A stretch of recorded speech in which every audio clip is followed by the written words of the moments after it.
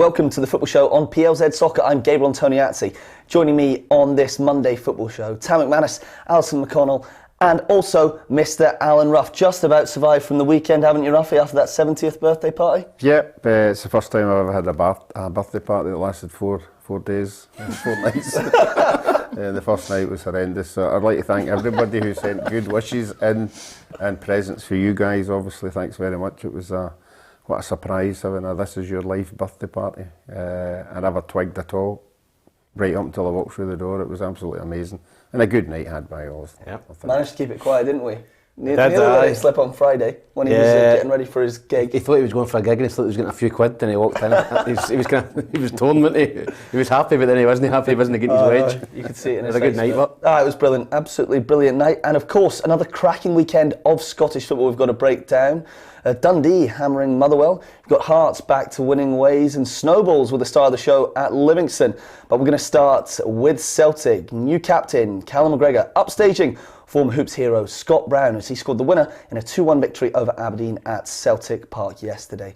Alison, a deserved victory for Celtic according to their manager Ange Postecoglou. What do you make of the game? I thought it was deserved. I think obviously there was an element of luck about the goal that clinched the points for Celtic, but I think if you analyse the game over the 90 minutes, I think Celtic were well worth it. I think they dominated the game, had the bulk of possession. What I would say is I think that there are signs that Celtic are toiling a bit at Celtic Park when they play teams that are camped in like that. I think they'd lost points in 2 of the previous home games against teams who sat in. I thought they looked as though they missed Tom Rogic at times, as though they missed someone just with the vision to open up a defence, and maybe even just the vision to match the movement of Kyogo Furuhashi. But I think over the piece, I think it was merited, and I think essentially now for Celtic it's about winning games. I don't think they can afford to lose any ground whatsoever. Certainly aren't missing Tom Rogic in midfield. Thankfully we've got Jota, another man of the match performance. The first goal was scored by him, laid off by Callum McGregor. I spoke to Ange Postecoglou after the full-time whistle, and the most pleasing thing for him was the way that his side managed to bounce back from defeat against Bayer Leverkusen on Thursday night. We need to embrace that. That's a challenge for us. I mean, this one was particularly difficult because when you play away in Europe, we didn't get back to the early hours of Friday. Players didn't get a decent night's sleep, and yesterday training, it was just virtually getting them out there for a bit of a jog, and they got to back up again. And we knew Aberdeen would work hard. They're a hard-working team. They're well organised defensively, and we'd have to bring the energy today. And it's easy for me to say that, but that was our challenge, and the fact that they did it today was pleasing.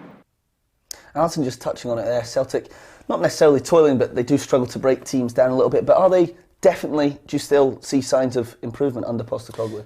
Definitely improvement, yep, and I think that was a big result. I think when Rangers obviously winning just before that and the gap grown to 7 points, I think it was very important that Celtic won the game.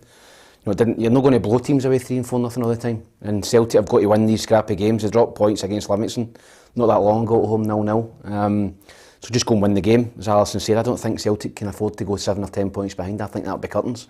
I think they've got to stay 3-4 points behind within touching distance, get into the January window, hopefully strengthen, get a few players in and then take it for there. But a big win.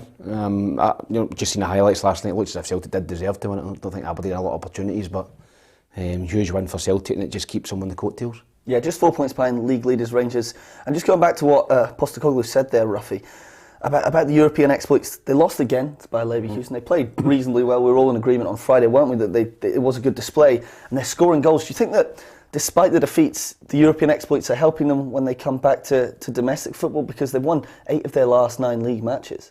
No, I think it's a different level of team that you're playing when you come back for Europe. You would expect them to win their home games. I think they'd something like, against Aberdeen, they'd something like 20 shots on target.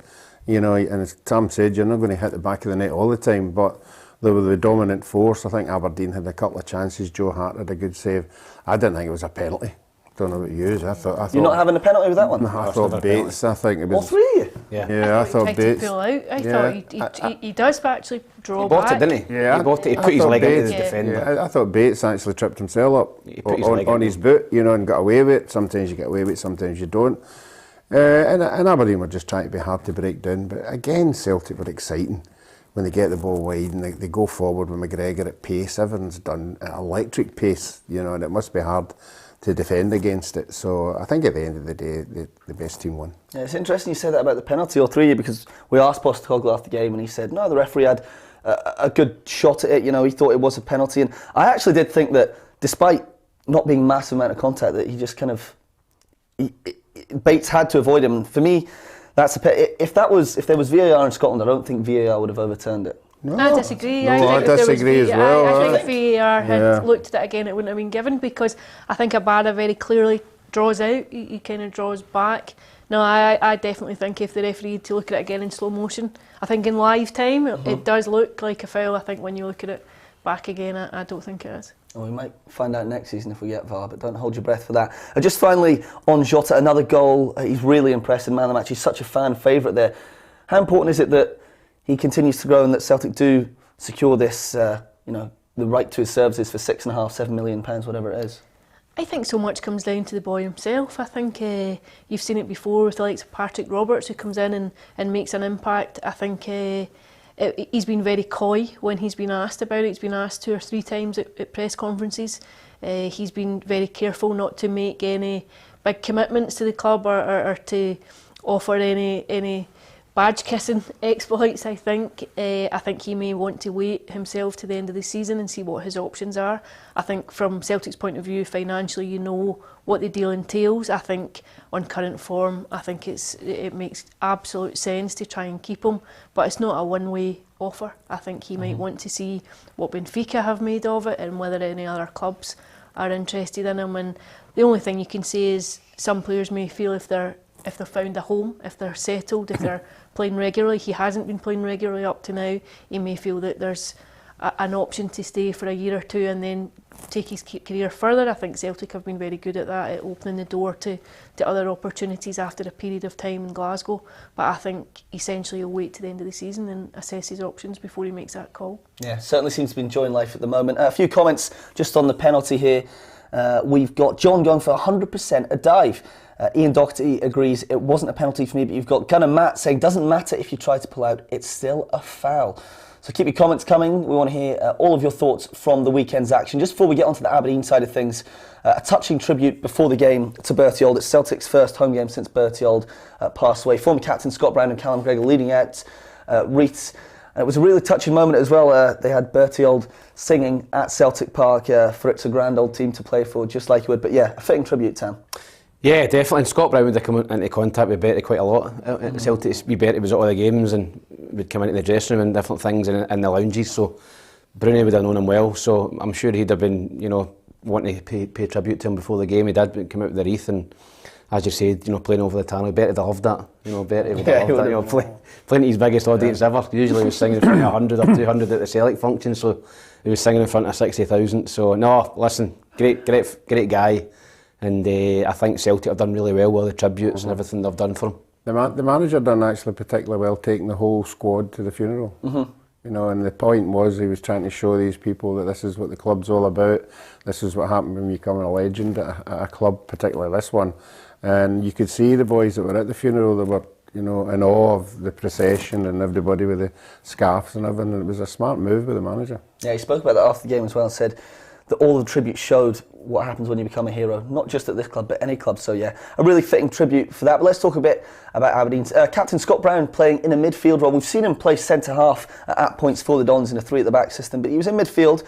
And I thought the Dons actually played quite well, especially in the first half. They didn't really have much of the ball in the second half, but he had to come off with injury. I spoke to Stephen Glass after the game as well. They've lost 3 in a row. Their mini resurgence when they beat Hibs and Hearts drew to Rangers has ended, and they're really starting to struggle. But Glass feels that if they can play like they did in the first half, they'll start to pick up points soon. It's easy for the players to put their foot through it, get up the pitch and play from there, but I think we felt like if we got past our first little bit of pressure, we had a chance to get at their back players. So I think we showed that at times in the first half. I wouldn't say through choice we didn't show it second half. I think with the lack of the ball, to be fair, with them keeping it and them threatening. So yeah, pleased with what the players gave us today, and I think more of the same. The next couple of games will be fine. Yes, we can bring in our North East reporter right now, Andrew Shiney. He was at the game with myself yesterday and looking forward to hearing his thoughts on the whole matter. Hopefully we can hear from Andrew as soon as possible. The next few games for the Dons are going to be so crucial for them. They've got games against Livingston and St Mirren, both at home, before St Johnstone away. We'll come to Andrew as soon as we can. But how important, roughly, is it that they win these next few games, especially with the teams around the bottom, round about them? Particularly at home, you know, they've got to start getting the fans behind the team, you know, and you only do that by winning games. And certainly, they have played one more game than some of the teams underneath them. So these two games are must wins. You've got to get 6 points out of that. Andrew, pleased to have you joining us. What did you make of the game yesterday? First of all, trip down to Glasgow for yourself. Yeah, to be honest, I thought I've seen better Aberdeen players and teams play worse against Celtic. But having said that, I think Celtic had Aberdeen exactly where they wanted them for the whole of the game, apart from maybe the last 10-15 minutes of the first half when, as Stephen Glass said, they played some decent football, but they didn't really create anything clear-cut in front of goal. So Joe Hart, apart from the Marley Watkins shot and then a Lewis Ferguson header right at the very end, had very little to do. Yeah, we were just touching on it there, Andrew, these next three games against teams around them. You've got Livingston, you've got St Johnstone, you've got St Mirren. How many points should the Dons be looking to take from the next three? Well, I think the next two games at home against Livingston and St Mirren, 6 out of 6 is an absolute necessity. And then St Johnstone, they blow hot and cold, but they're always very, very difficult to play against, particularly down at McDiarmid Park. So I think if Aberdeen were to pick up 7 out of 9, they'd be reasonably happy. But ideally they want 9, but I think they've got to get 6 from the next two home games this week.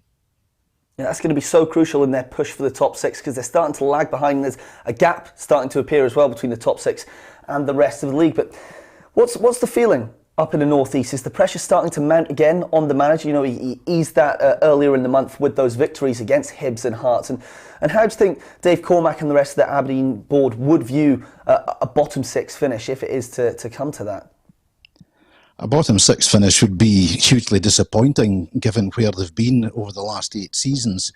But the way things are going, you know, they've got to pick up quickly. And as I say, these next two games are absolutely crucial. If Aberdeen were to lose them, they could be sitting second bottom or even bottom of the table. And not a lot of people would put a lot of money on them getting away from there. And I think the chairman would be under major pressure to make a change ahead of the January window. Yeah, he certainly would be. All Dons fans will be hoping for a few points coming soon. Just before you go, I've got to get your take on the penalty incident. These three around me who weren't at the game all thought that it was a penalty. What did you make of it? Well, you and I were both there and had virtually identical views, and my first thought was it was soft, but I could see where Kevin Clancy was coming from. But then a penalty for Aberdeen in Glasgow? It's 7 years since Aberdeen last got a penalty in Glasgow, and that was at Firhill. And Barry Robson missed it. I think you have to go back to 2007 to the last time Aberdeen scored a penalty or got a penalty to have the chance to score at Celtic Park. I haven't seen too many replays of it. I can see where the referee's coming from, but equally I could see that if you got a close-up view of it, you may think that it wasn't a penalty. But my first thought at the game with the naked eye, well, aided by the glasses from 90 yards away, was penalty. The big shock was it was given. Big shot that it was given. Yeah, listen, I'm with you, Andrew. I'm sticking with my guns. Penalty for me every single day of the week. Andrew, thank you very much for joining us. We'll hear from you again later in the week after the Dons play yet again. Hopefully start picking up points, of course, if you are an Aberdeen fan. Right, time to move on. We can have a quick look before we review the rest of the games. Here were all of the results across the country at the weekend. First of all, you had St Johnstone against Hibernian, a late victory for the Highbees. Ross County 1-1 against Dundee United, salvaging a point with the last kick of the game. Hearts 2-0 against St Mirren, getting back to winning ways after a little bit of poor form. Dundee 3-0 against Motherwell, a huge victory for them at Dens Park. Then, of course, champions Rangers winning 3-1 in Giovanni Van Bronckhorst's first game in charge in the league. That's where we're going to go next. Rangers winning 3-1. Arfield, Aribo and Sakala with the goals. Tam, what did you make of the performance at the Tony Macaroni? I thought it was a good performance from Rangers. I thought first half, first 20 minutes, I thought it was going to be 2 or 3, 4-0. I thought Rangers were rampant in the first 20 minutes. But the goal changed it. The goal changed the game. Got the part. Golson's caught out again, a long ball. Golson had a nightmare in the first half. Really poor. Ball over the top. Forrest gets his shot away and it just bounces nicely for Anderson. And then after that, I thought Livingston are in the game. Great save again. Golson's sleeping. The ball comes across. Forrest doesn't get enough on it. Hits it into the ground. Great save from McGregor. I think if that goes in, 2 each maybe at half time, it's a different game. Second half, I thought Rangers, battered Livingston. To be honest, Livingston, stayed in the game. I think that was probably their game plan at half time from David Martindale. Listen, keep it to 2-1 to 5 or 10 minutes to go. Then we can just start throwing people up front. Goalkeeper's poor at the third goal for Livingston. It's just a corner comes in. Holt's not strong enough either. And he just bullies him at the road and headers it in, and that was it. Game over. But I think the Rangers supporters will be happy with that display. I think that's a tricky place to go, Livingston. And they went and they won the game comfortably in the end. But that man McGregor again makes a key save at a key time in the game. Yeah, a huge save again from McGregor. Before we go into all the key points, I just want to talk about Connor Goldson for a bit, because for me he was the best player in the Premiership last season. Excuse me, and he just seems. Is he off the pace? Is it the lack of competition at centre half? What do you think is going on with Goldson? Is it the contract issue?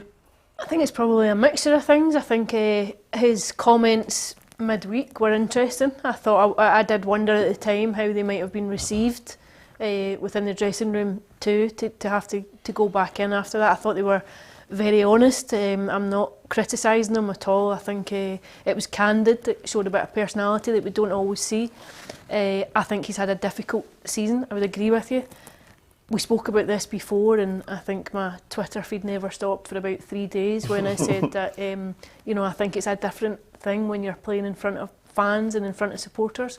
I think some players do struggle with it at times. I think maybe you're seeing an element of that this season. I also think when there are mistakes, how quickly you can get over them, or how much they maybe fester in your head, how much you ruminate over them, and it maybe just affects further performances and elements within the game. I think as a whole too, I don't think Rangers have been as fluent as what they were last season. I think recent performances have been different. I think they've been good. I think they've been fairly strong, but I think that it's been a staccato season at times, this campaign, where they've not really been brushing teams away the way in the same manner that they were in the last campaign, where they exuded this element of being ruthless all the time. I don't think that's been at the same level either this season. No, I agree with you there. Gordon McLean going for Goldson, not interested now, he needs to go. Gordon, a Rangers fan there. We're just talking about that. The performances, I think, certainly have improved since Van Bronckhorst's come in, especially since the game in the League Cup against Hibs last Sunday. But it's been the perfect start for Gio, hasn't it? Mm-hmm. Yeah, it has. You manager coming in, you want to start winning games, and that's what they did. And that's what they have been doing. Then you get a test against Hibs in midweek. This will be his real first test, to come through that one. I thought they played well yesterday as well. I thought in large parts of the games they were the team that looked as if they were going to score. I have to say, I thought Livingston in bits were good. They passed the ball about. I thought they looked lively. As you said, that save that Alan McGregor had, I still think Rangers would have won the game, but it would have made it a wee bit more exciting. But on the whole, the pool of players he's got, like he can bring in Hadji and he can bring other players in, and that's where they're strong, but I think it was Alison that touched on it. Their test is when they go behind. The test is, have they got the players to react to going behind, not just 1-0, maybe 2-0. And the evidence last year was some of them couldn't do it. So if Hibs were to go ahead, in midweek there, it'd be interesting to see how they turn that round. Yeah, big game coming up on Wednesday for Rangers. We can read what Giovanni Van Bronckhorst had to say to the TV cameras after the victory. He said, "We controlled the game and had a great start. We knew the chances would come if we ran into the spaces. It was a professional game from our point of view. We were a bit sloppy at times and a bit slow. You have to make sure that you have to finish the game. The header from Sakala was a relief when it came at the time that it did." So He is saying they're a bit sloppy, and I do like that from a manager. Even though that they won 3-1, he's not just singing all of their praises. But what has impressed you most in the week since Van Bronckhorst has been in charge? I think they've improved since the Hibs game. I think that obviously they had to improve, and I spoke about that. I think he's got to get improvement from individual players first before the team. And I thought Ryan Kent was excellent yesterday. Particularly first half. I thought he was excellent. Morelos, he's got more energy. He's running about more. He's pressing defenders. I'm sure that Van Bronckhorst and Roy Mackay both had a word with him after that semi-final, because he wasn't at it at all. He wasn't running about either, and the last 2 games he has been doing that. So I think that he's improved the team in the last 2 games. But as Ruffy says, big test on Wednesday at Easter Road. But I think that they do look more solid as a unit, and I think the Rangers fans will be delighted with the way they've played the last couple of games. Yeah, we'll preview that game a lot more tomorrow and on Wednesday. But if we just go back to that quote he was talking about, there was a lot of space. Now, I feel that he wants to use the wingers a lot more, and it gave space as well for Aribo and Arfield to be midfield runners. You think they can thrive? They're almost more free in there, aren't they, Alison? Yeah, it gives them the opportunity to be a bit more creative. I think some of the criticism this season about Rangers is that they've been quite staid at times. I think a different system or a tweak to how they've been playing just offers them further scope to use the players that they've got. I think, for me, Aribo's one of the real quality players that they've got. I don't know that they always get enough out of him. I think it offers scope to maybe just entice a different element from his game out. Mm-hmm, certainly. And what about Bassey at centre-back? He's been a decent stand-in for the last 2 games. Yeah, he's come in and he's done okay, but Hollander would be the first choice, and I think that's one of the reasons Golson's struggling, because when you become a partnership at the back, you get to know each other's strengths and weaknesses, and Golson's had to deal with somebody coming in or somebody else coming in. But I think the difference in the Rangers team for the Celtic team is Celtic have got 2 wide guys who get to the byline and put balls in. It's usually Rangers as fullbacks that are doing that.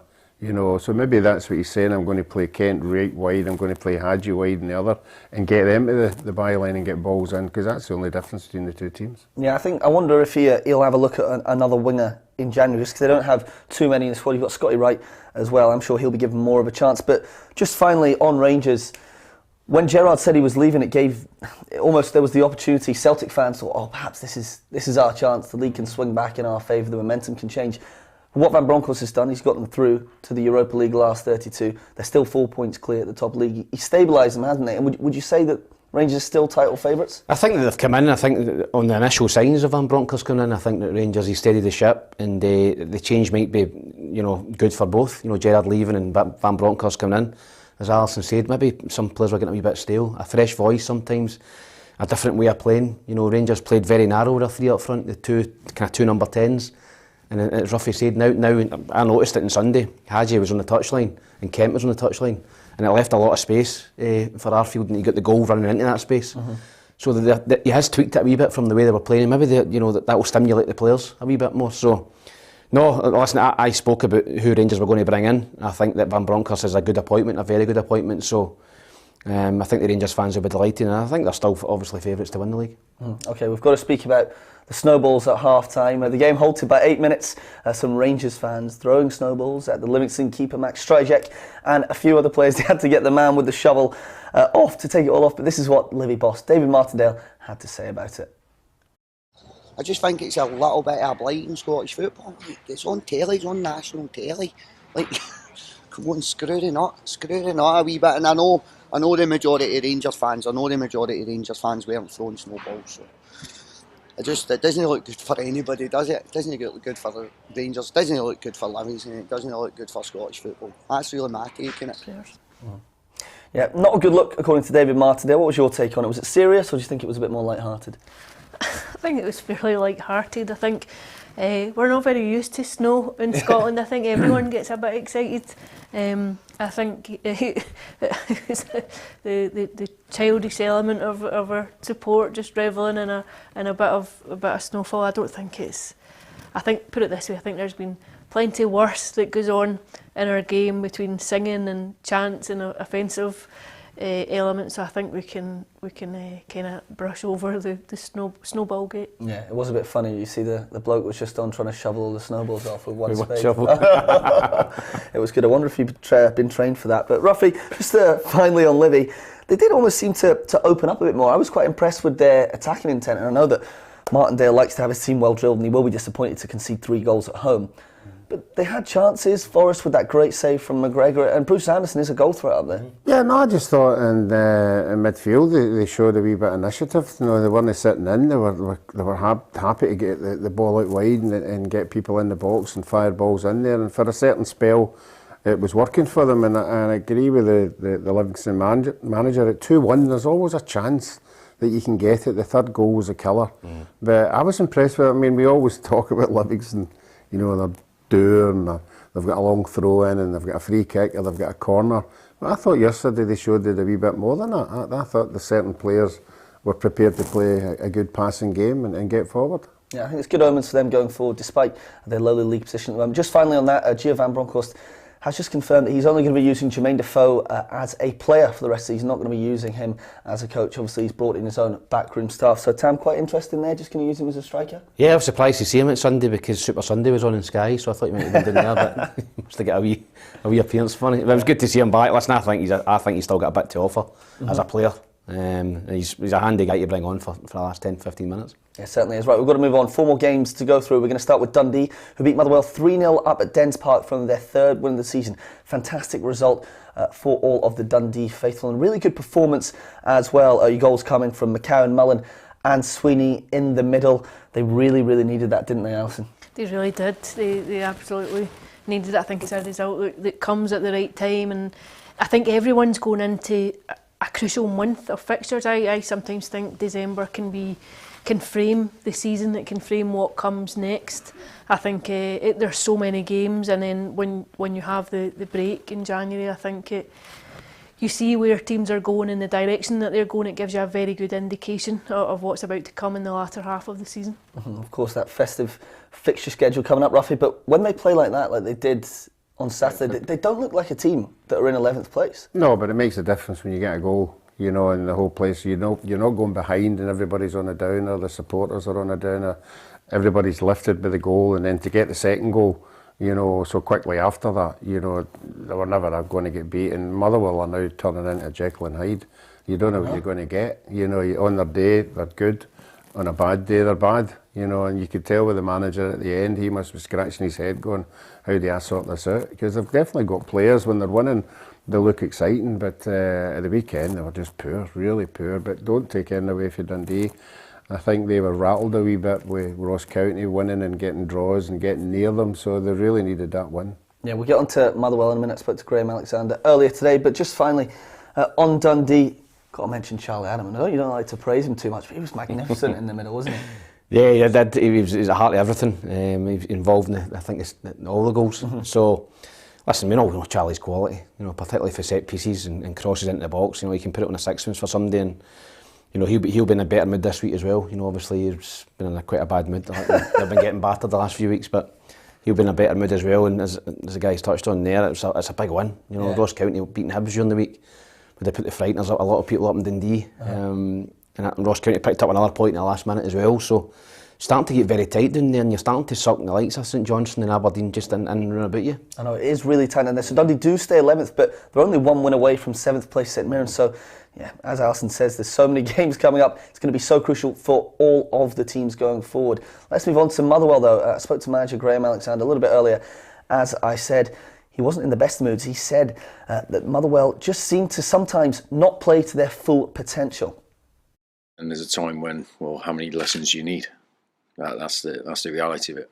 And I think on Saturday it was a lesson for us, but I feel it's one lesson too far, to be honest, because I think we've had these lessons previous, and for me, we have to have a discipline in our minds about what the game is going to be about, and I think we should make the choice of setting our own standards for ourselves rather than whichever opponent.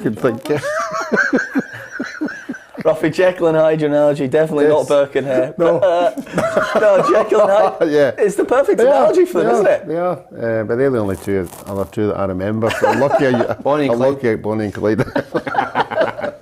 No, they are, and you can tell with the manager. I mean, as Tam just said there, what were the scores you said? They beat Hearts. And beat Hearts 2-0. Beat Aberdeen. Beat Aberdeen, and then the manager trains all week, and then he turns up at Dundee, who are sitting down the bottom of the league.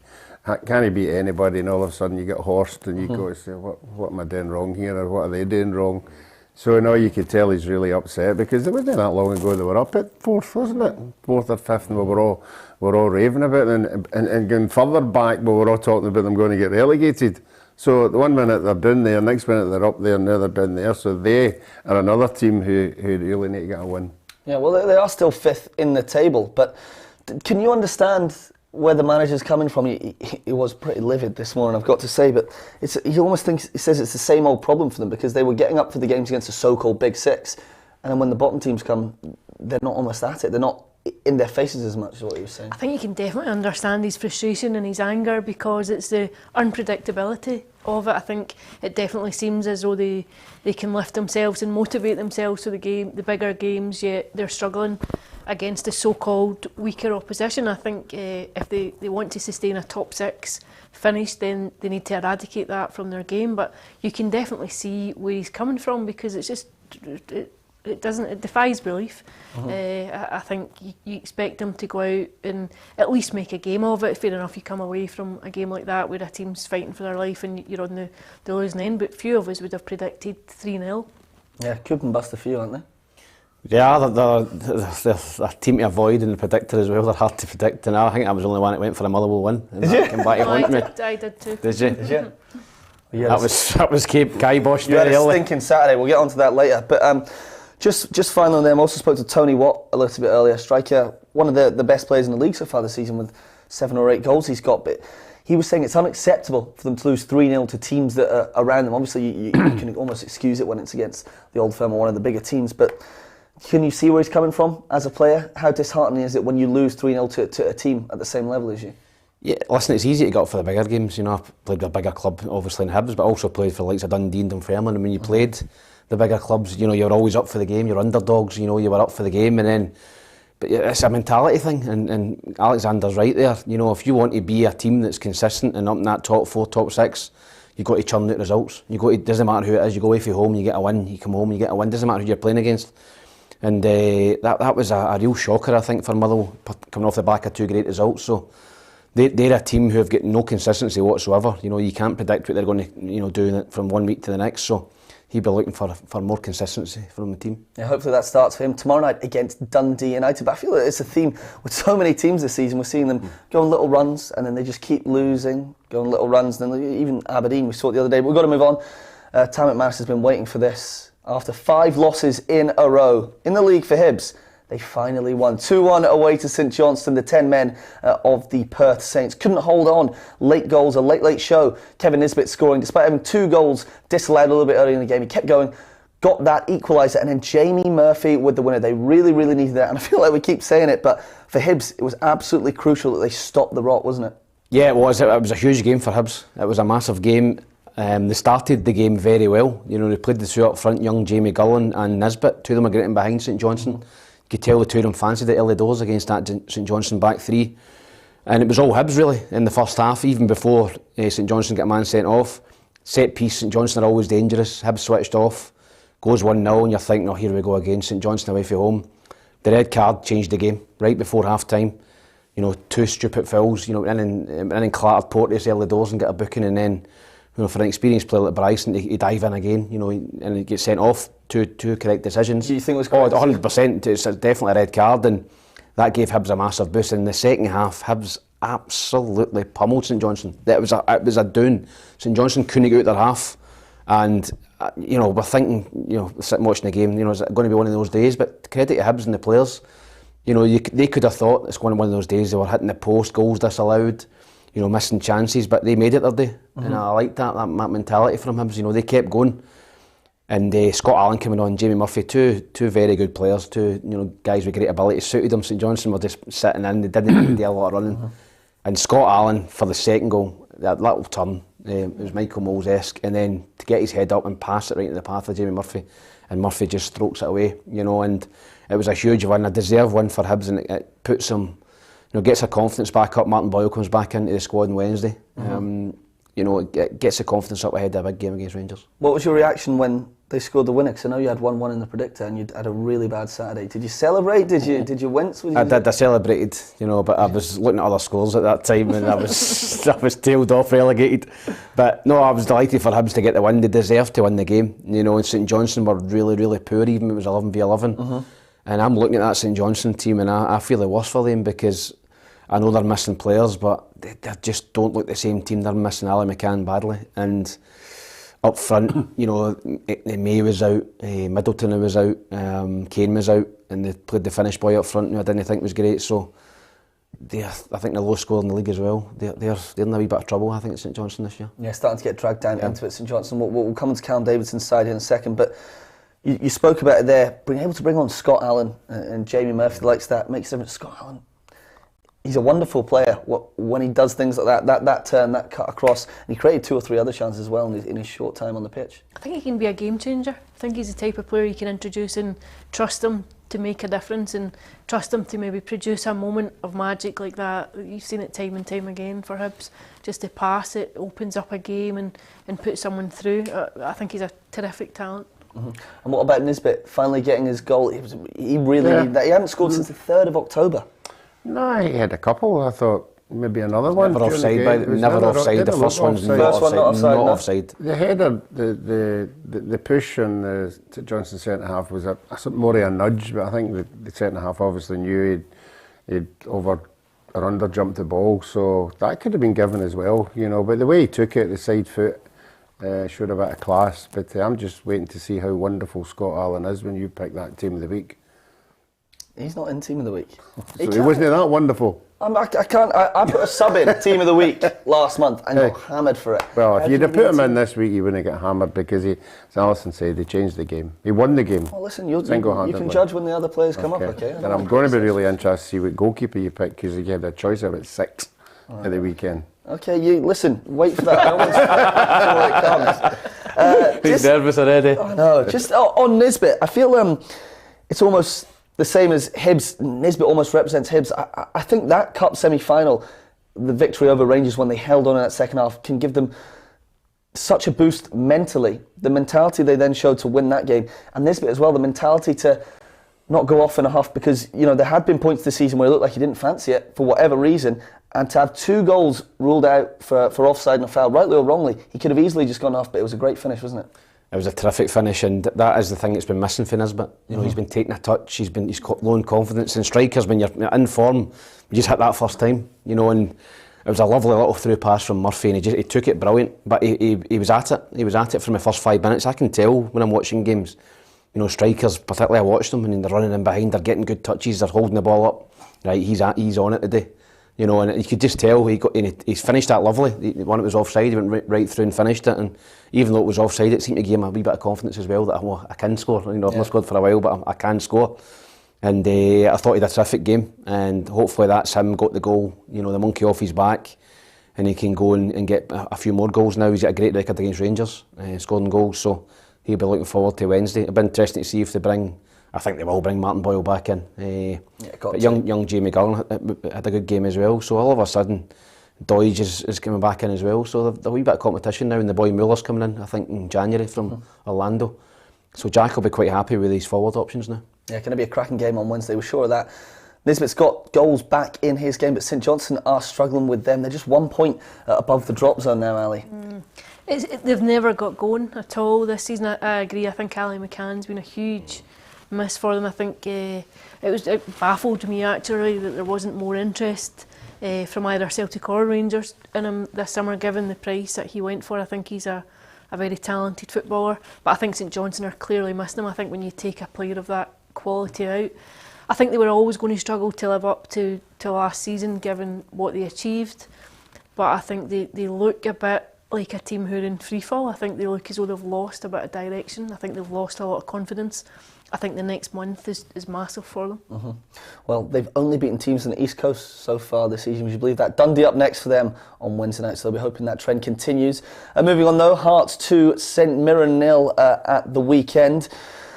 Impressive form at home for the Jambos. They've not lost at Tynecastle all campaign, Rafi. The scoreline looked good. I thought St Mirren were tremendous in certain parts of the game. I think the manager would be scratching his head how that happened. Craig Gordon again had another couple of worldly saves, that could have turned the game. But no, I think he'll be impressed with the way St Mirren played. But Hearts took their chances, and that was the difference between the two sides for me.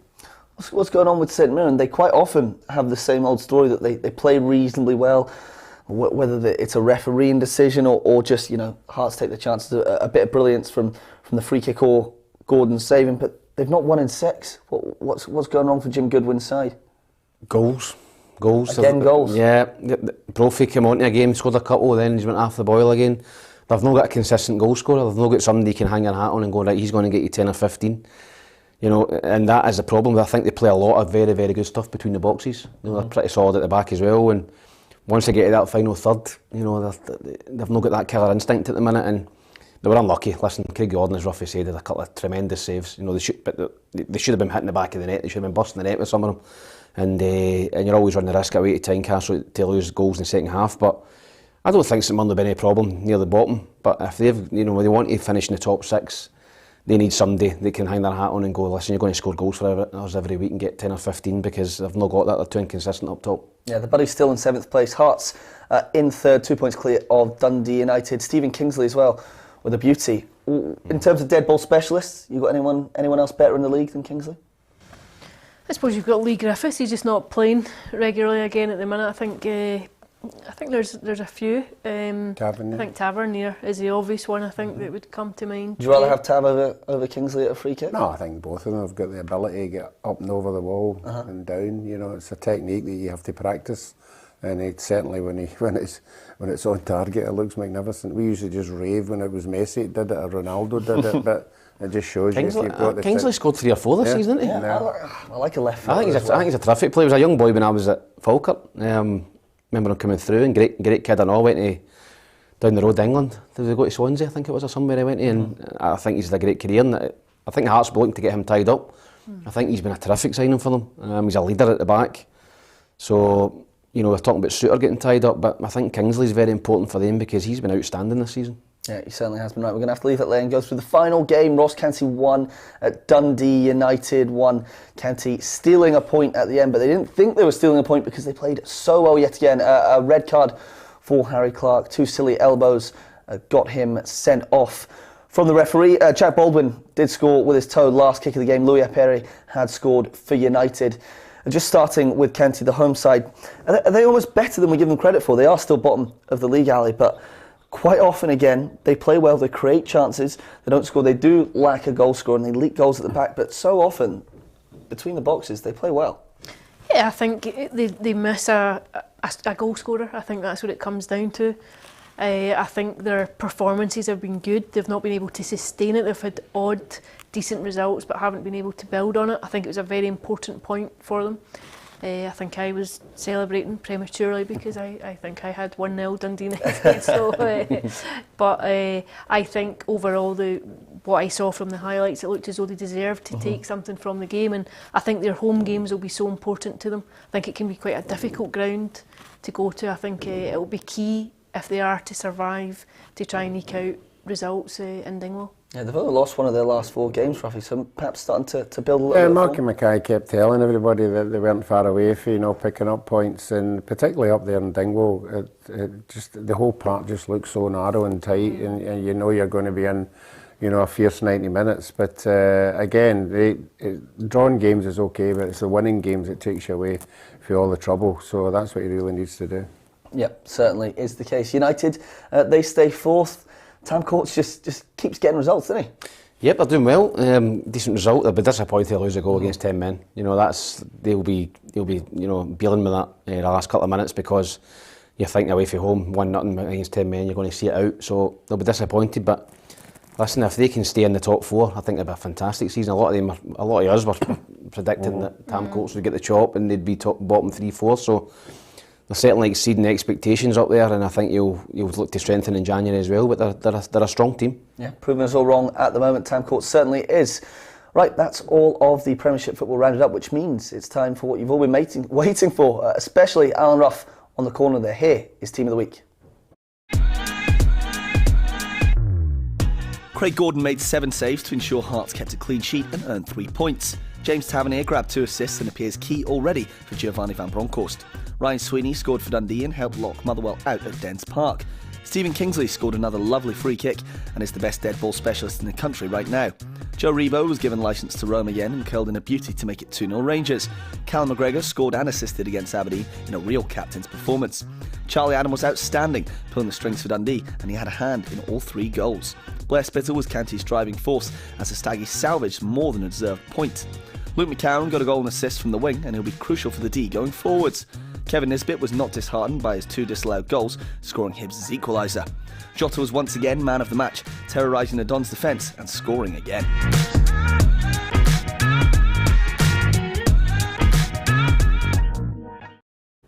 What are you moaning about most in that team? One Hibs player. Hibs were absolutely fantastic at the weekend. You've not got Scott Allen in there, who had done a goal and an assist, and How long did he play? You've got Blair Spittle in there. Are you Blair Spittle's cousin?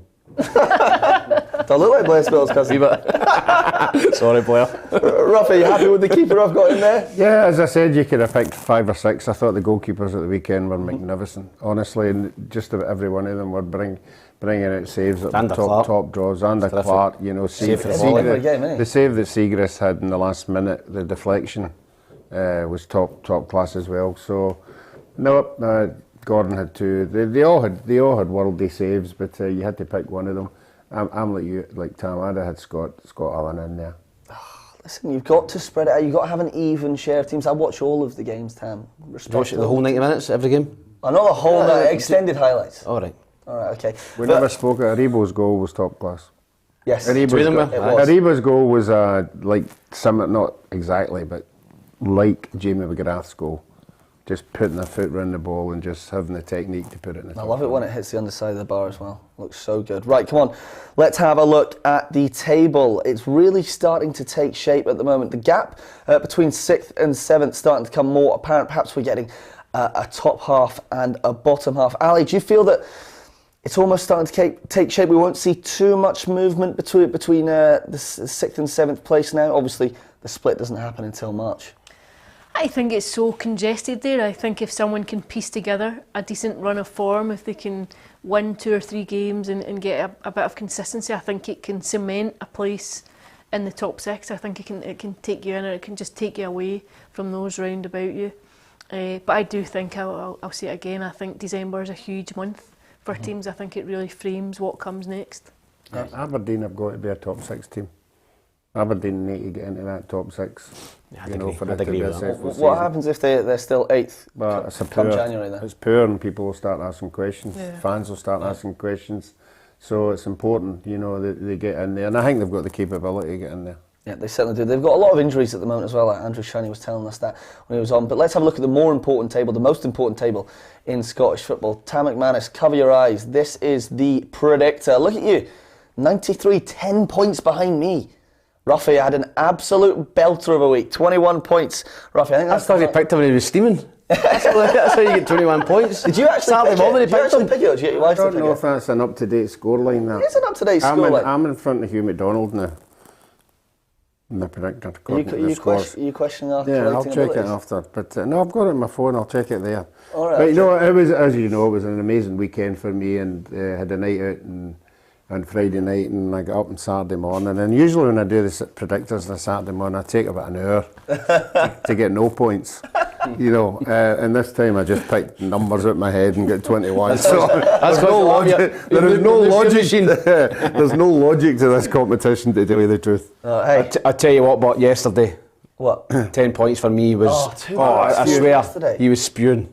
I was tailed off. I was actually starting to look Honestly, at menus. I was sitting at Celtic Park, it was 2-1, and I knew he had it, and I was going, just anyone score, please, anyone score. But 10 points, that saved you. Turning point. 10 point. You know who's really quiet? Sitting next to me here, flying at the top. You're not saying much, are you? Oh man, results do the talking, can't they? She's just looking at me and going, right, how many points am I ahead of Bolton? That's exactly. Because I'd be delighted to finish 5th. What's the prize for coming first? Nothing. I won it last year and I get nothing. Nothing. I won it last year. Not a cup, not a trophy. It doesn't even organise Just it? a relief. It's Yes. It's wow. And you know you're getting a free meal. Oh, lovely. Right. No indigestion coming that way. I can't wait for you to take us all out, Tam. Right, before we go down to England, I just want to quickly talk about Scotland's World Cup draw, of course, that happened live on the show on Friday, but we since spoke to Steve Clarke. We know that Scotland will be playing at home to Ukraine in the World Cup playoff semi-final, and then if they do beat the Ukrainians, it'll be a trip to either Cardiff or Vienna to face Wales or Austria. Here is what Steve Clarke, the Scotland manager, had to say. I think at the moment, the way the team's playing, the confidence the boys have got at the moment, we've been happy to play anybody anywhere. But the home leg, full house, we've seen the value of that in the last 2 home games against Israel and Denmark. The home crowd should give us an extra boost, but it'll be down to the lads on the pitch as to what actually happens in the game. Yeah, Clarke quite confident there, rightly so. 6 wins in a row for Scotland to end their group. Ali, I haven't got your thoughts yet on the draw. What do you make of it all? I think it was favourable. I think it could have been a lot worse. I'm not underestimating the magnitude of the task, but I think when you look at who Scotland avoided, then I think you've got to go in with a level of confidence. I think also the run that Scotland have been on, the 6 games unbeaten, I thought they played particularly well that last game. I thought they were outstanding. They really played well at Hampden. I think at Hampden too can be quite a big factor. But I think you've got to approach it with confidence. The only fear between now and March is ensuring that all your key players stay fit, that you don't lose someone to injury. I know, but it's up to the clubs now. The data analyst Grace Note said we've got a 24% chance of making it to the World Cup, which doesn't make us favourites, but I mean it's better. You would have taken that at the start of qualifying, especially with the way. It's not until you look at Ukraine's group record.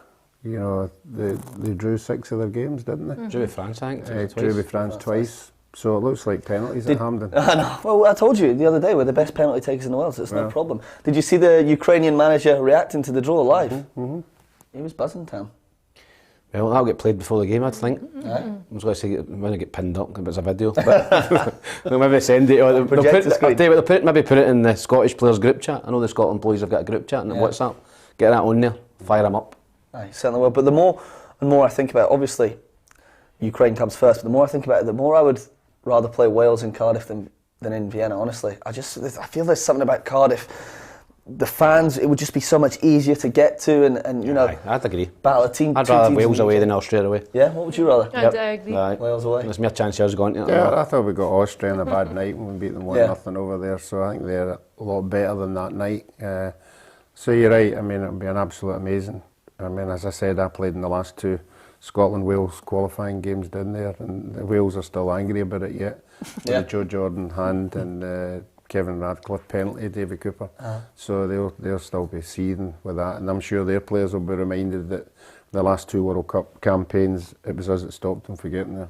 Raphael wanted to be Wales as well. He'll get a few wee gigs out of that, wee interviews and that. I know, I was thinking that. I'll be your agent, big man. Sky, I want to talk to you. I know. He's PLZ loyal, honestly. Right, before we move on to English football, we've got to mention that the Scottish Cup draw is this evening. You've got Brechin against Darvel. That's the last game. A few cracking results in the Cup. Who's your standout performance? Clydebank beating Clyde 2-0 was a fantastic result. Well done, the Bankies. No, Auchinleck beating Hamilton. I was at Auchinleck. I was at Auchinleck. How was it? It was a great atmosphere, fiery atmosphere. I think Clydebank beating Clyde's a bigger shock than Auchinleck beating. Well, Auchinleck have got a good, they've got a good reputation on their own ground. They've taken a few scalps on their own ground, but I tell you, when you speak of teams in trouble, I think you've got to fear for Hamilton Accies. I think every time I've seen them this season, they just look like a team in real decline. Yeah, well, we'll have to keep an eye out for all of the junior teams. I can't believe none of you have mentioned Bankside. They did beat Marcooten.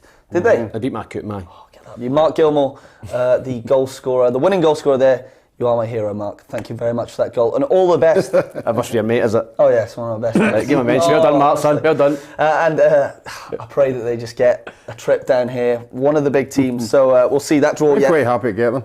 Good side, a really good side, but quite happy to get Will you put them up? Will you take them on a night out in Glasgow after? Yeah, why not? Oh, beautiful. Right. Win. Make sure you get Partick Thistle away. I'm holding him to that. Okay, we've got to talk about a bit of English football. Manchester United have announced a new manager. Ralf Rangnick, as expected, has been appointed on a 6-month interim contract. He'll be giving you a 2-year consultancy role going forwards. Tam, what do you make of that news? Yeah, I think obviously it was expected, but he's got a great pedigree in Germany. Michael Carrick, I was half expecting him to win yesterday and do another Solskjaer, just go give him the job. Giving it, just but you've got to have a clear kind of pathway of how you want to play, and I think Rangnick probably gives you that. So it'd be interesting to see. I thought Man U were poor yesterday. I thought Chelsea deserved to win the game, and it'd be interesting to see if he plays Ronaldo. I know Ronaldo is a top class player, but I don't think Man U are a better team this season. We're getting him in. I think that they wanted to go and try and press the game yesterday, and Ronaldo can't do that now. So it'll be interesting to see how that dynamic looks. What do you make of that? Because I see all over Sky. Both of them were arguing yesterday. Yeah, well, Carragher's saying that you can't win now with a team that doesn't press, and I just don't agree with that, because there's other teams that win without pressing. France won the World Cup without necessarily pressing. They've got their superstars up front. Ronaldo won 3 Champions Leagues in a row at Real Madrid, and he didn't press. What do you think? Do you think Ronaldo has to play? I can see both sides of it, to be honest. I think when you need to win, he's a player that can get you over the line. I think you know the quality that he has, but I think sometimes over the course of 90 minutes you have to sacrifice other elements, and pressing is one of them. I think the modern game is very focused on a high pressing game, so I can appreciate why he might not fit into a system. I also think it doesn't always work when you introduce a big superstar into a dressing room. He's ageing. You think, what's he, 36? Now you bring him in and he's in the final stages of his career, and that's not to disparage at all what he has done and what he remains capable of doing, but whether or not it proves value for money over the course of the season, I don't know. I think it's baffling now that you're at a stage where Manchester United and a club of such repute are essentially not regarded as title challengers that he's brought in to try and win a cup. I think it just shows you the decline that's been there in recent years, and I think it's sad. I think you want a team like Manchester United to be challenging for the title, and I think their supporters would demand that they're challenging for a title. Who's the best 3 teams in England at the minute? City. You talk about pressing. Who's the best 3 teams? Well, City, Liverpool and Chelsea. What did they all do? Yeah, they all press, but you don't have to do that to win, is what I'm saying. I think in the English league, when you're playing in the that English league, If you are going to do a pressing game and one person isn't pressing, The whole It all thing falls goes, down. it just falls flat in its face. Well, listen, the best manager... all I'm saying is that Pep Guardiola tried to sign Ronaldo in the summer, and he wouldn't have gotten pressing. He'd have worked out another way. So Man United signed them to stop Man City getting them. Yeah, they did. Right, listen, we've got to hear from Michael Carrick before we go. Cristiano Ronaldo didn't start up front. It was Bruno Fernandes, Marcus Rashford and Jadon Sancho instead. Sancho scored. But I thought the front 3, Marcus, Jadon and Bruno, done a terrific job and a real disciplined job of picking the moments to jump and press, but picking the moments to block the middle and give a platform for the 7 behind to kind of work off and spread the spaces, so we weren't chasing too much. And I was really pleased with the effort today. Yeah, Manchester United, with a 1-1 draw at Stamford Bridge, Chelsea had plenty of chances to win. We can have a look at all of the English results across the country at the moment. You've got the Gunners there, going along quietly. Another 2-0 victory over Newcastle United. Liverpool romping to a 4-0 win against Southampton. Man City, 2-1 victors over West Ham as well. And Chelsea 1-1 with Manchester United at the bottom. Just before we go, all of you, I want to hear your thoughts on the Premier League title race. Who do you make favourites? It's so tight down there. Ruffy, one word? Chelsea. Chelsea, I think. Man City are an absolute certainty. Yeah. Yes. Certainty? It's Man City win the league. I'll tell you who's in trouble. Newcastle. I know. I was looking at Newcastle's next 2 fixtures are Norwich at home and Burnley at home. And then they've got a horrific... See if they don't pick up 6 points the next 2 games, and it doesn't matter who they sign in January, they're going to be gone. No, I'm going with Man City as well, but I also think that Newcastle are in real trouble. Eddie Howe, how will he get on down south. We'll have to wait and see. Steven Gerrard as well, winning again for Aston Villa, 2 out of 2 so far. Super John again with a wonderful celebration. Did you see him turning up to training as well in his shorts this morning? Ice cold, snow everywhere in Birmingham, yeah. T-shirt and shorts. True Scottish style. Okay, that's all we have time for. Thank you, Tam, Alison, Ruffy, for joining us once again. Thank you to you at home. Thank you for all of your comments on the YouTube channel. Don't forget to hit the subscribe button. That'll let you know when we're going live every single day at 4 o'clock. That's when you can join us. You can see plenty more on our other social media channels, our Facebook, our Twitter, our Instagram as well. But don't forget to tune in at the same time tomorrow. Once again, from myself and all of us here, thanks for watching and bye-bye.